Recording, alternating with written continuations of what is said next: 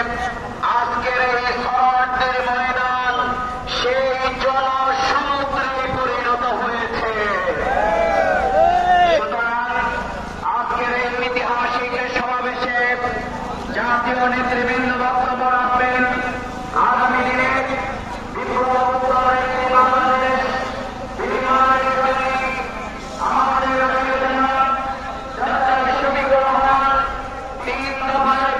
আমাদেরকে যে কাজ দিয়েছিলেন, আমরা গত একটি বছর সেই দায়িত্ব পালন করেছিলাম।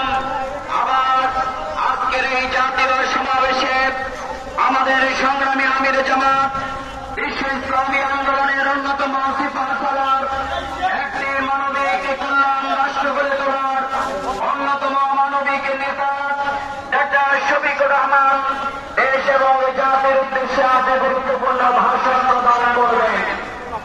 সেই সমাবেশ আজকে দেশ থেকে বিভিন্ন জেলা থেকে যারা কষ্ট করে এসেছেন, আমরা মনে করছি আপনারা আজকের এই কষ্টকে শক্তিতে রূপান্তরিত করে আমাদের ছাত্র সমাজের যে স্লোগান ছিল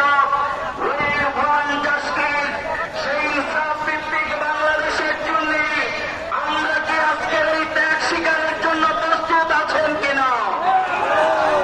সংগ্রামী ভাই এবং বন্ধুগণ, ইতিমধ্যে আমাদের এই সমাবেশে আমাদের সম্মানিত অতিথিবৃন্দ, বাংলাদেশ জামাত ইসলামের সম্মানিত নেতৃবৃন্দ, আমাদের আমন্ত্রিত অতিথিবৃন্দ, আজকের এই অনুষ্ঠানের অন্যতম আকর্ষণ আমাদের শহীদ পরিবারের সদস্যবৃন্দ,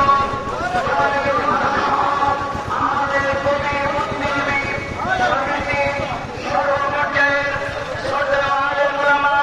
অন্যান্য রাজনৈতিক দলের নেতৃবৃন্দ ইতিমধ্যে আসতে শুরু করেছেন।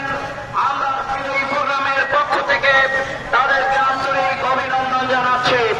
সংগ্রামী ভাই এবং বন্ধুগণ, তাই আসুন আজকের এই প্রোগ্রামকে সাফল্যমণ্ডিত করবার জন্য যারা এক কালেমায় বিশ্বাসী, যারা এক আল্লাহ ছাড়ার কারো কাছে মাথা নত করে না, যাদের উপরে জুলুম নির্যাতনের শৃঙ্খলা চালানো হয়েছে, কিন্তু আজকে